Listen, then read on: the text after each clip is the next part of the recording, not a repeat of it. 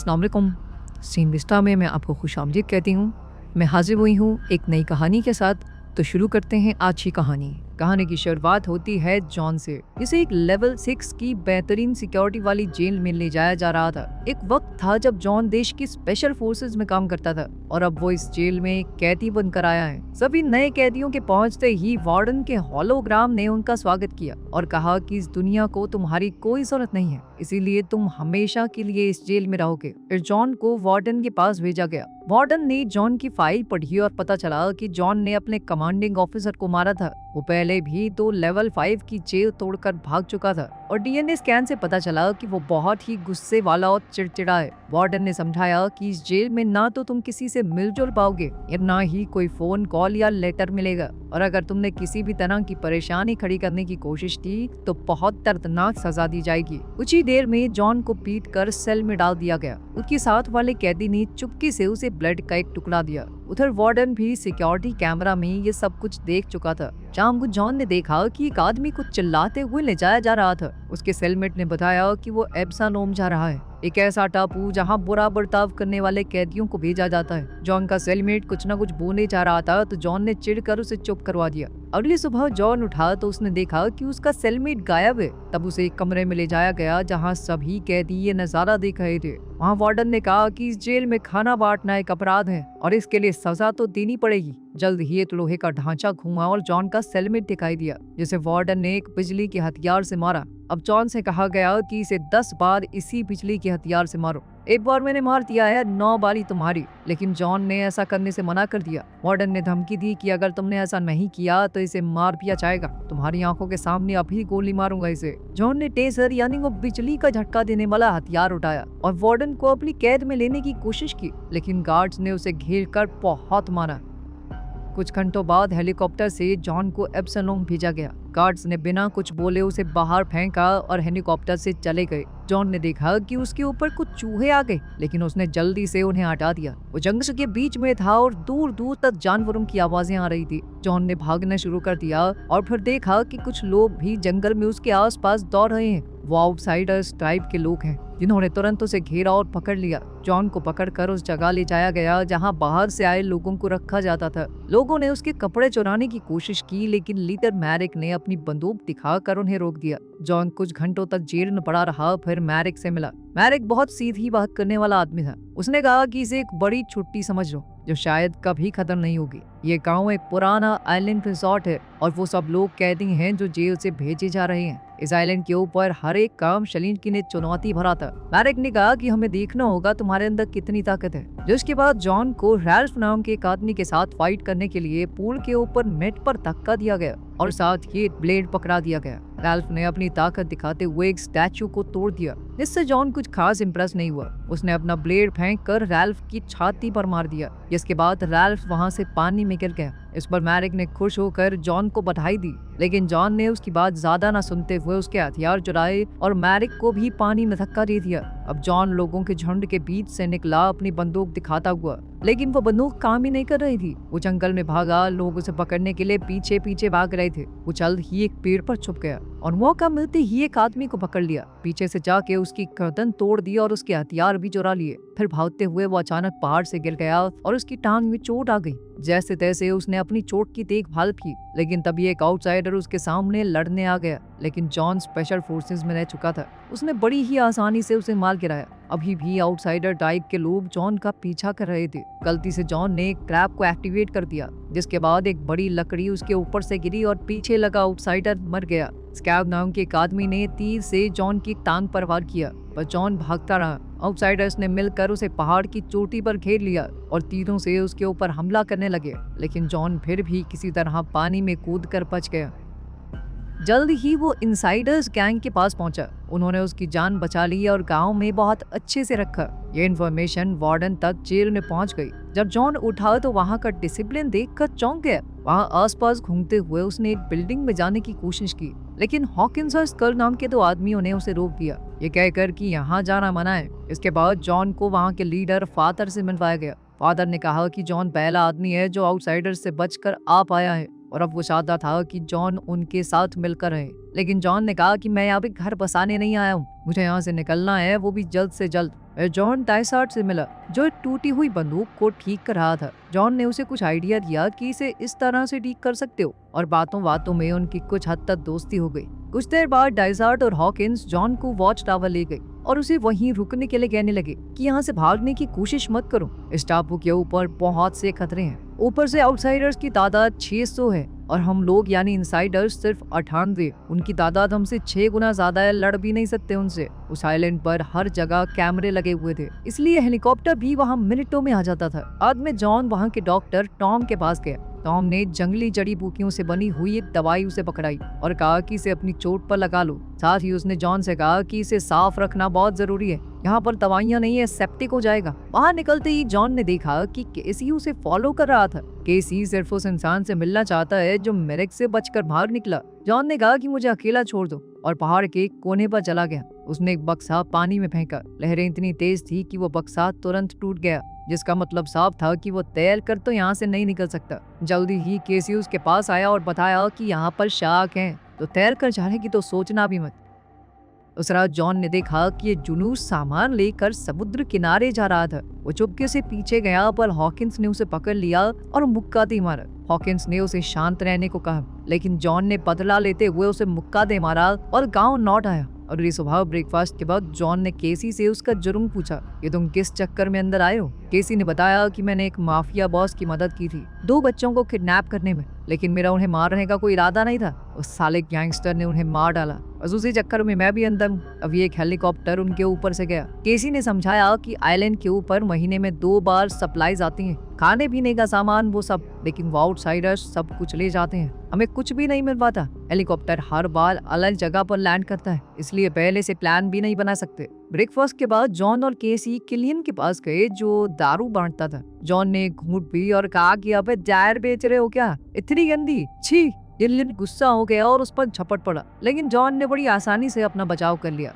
अभी घंटी बजी और सभी इनसाइडर्स गेट की तरफ दौड़े। पता चला कि ये गार्ड ड्यूटी के वक्त दूसरी बार सो गया। इससे उनकी जिंदगी खतरे में आ गई, इसीलिए उसे नौकरी से हटा दिया गया। जॉन ने देखा कि वो आदमी अब जंगल में अकेला जा रहा था। इधर आउटसाइडर्स कुछ भुने हुए चूहों के लिए लड़ रहे थे। मैरिक ने उन्हें जैसे तैसे शांत किया। जब भीड़ ने सप्लाई के बारे में पूछा तो मैरिक ने कहा कि अगर वो तमीज से रहे तो कल शाम को सामान मिल जाएगा। एक आदमी मैरिक के नियमों से तंग आ चुका था और उसने कहा कि जॉन ने तुम्हें हरा दिया था, इसीलिए अब जॉन को लीडर होना चाहिए। मैरिक ने गुस्से में उसका सर काट डाला। फिर उसने स्कैब से कहा कि वो इनसाइडर्स के गांव पर अटैक करेंगे।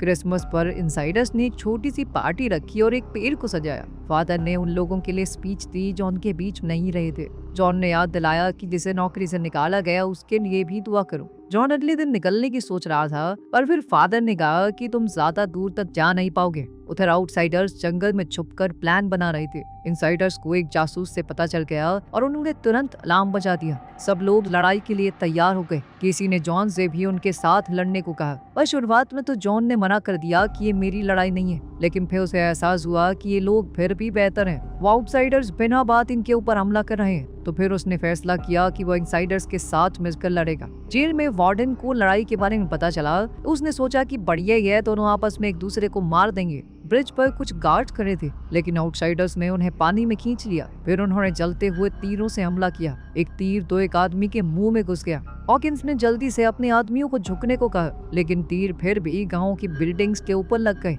और वहां आग फैल गई। कुछ लोग पानी लाने के लिए दौड़े। एक सिपाही छत से तीर निकाल रहा था, पर वो भी मारा गया। आउटसाइडर्स ने कुछ पेड़ गेट के सामने बांधे और उन्हें गिराकर गेट और टावर तोड़ दिए। अब आउटसाइडर्स गांव में घुसने में कामयाब हो गए और अब एक खतरनाक लड़ाई छिड़ गई। हर तरफ लोग मारे जा रहे थे। जॉन ने अपनी जबरदस्त लड़ने की तकनीक से एक के बाद एक दुश्मनों का सफाया करना शुरू कर दिया। केसी एक आउटसाइडर के सामने जम गया, लेकिन जॉन ने उसे बचाया और एक तीर से दुश्मन को मार दिया। फादर भी अपनी लकड़ी से लड़ रहा था और स्कल ने अपनी जबरदस्त लड़ने की तकनीक से जैसे तैसे उसे बचाया, लेकिन फिर भी एक दुश्मन फादर को चाकू मारने में कामयाब हो गया। हॉकिंस ने चाकू निकाला और स्कल को कहा कि फादर को सुरक्षित टावर में ले जाओ। तभी मैरिक और स्कैब पानी में छुपकर गांव में घुस आए और उसी टावर में छुप गए जहां स्कल फादर को ले जा रहा है। जॉन ने उन्हें देख लिया और तुरंत एक रस्सी काट कर अपने आप को टावर तक ले गया। स्कल और फादर अंदर गए, लेकिन मौका देखकर स्कैब ने स्कल को बेहोश कर दिया और फादर को उसके जख्म पर दबाव डालकर परेशान करने लगा।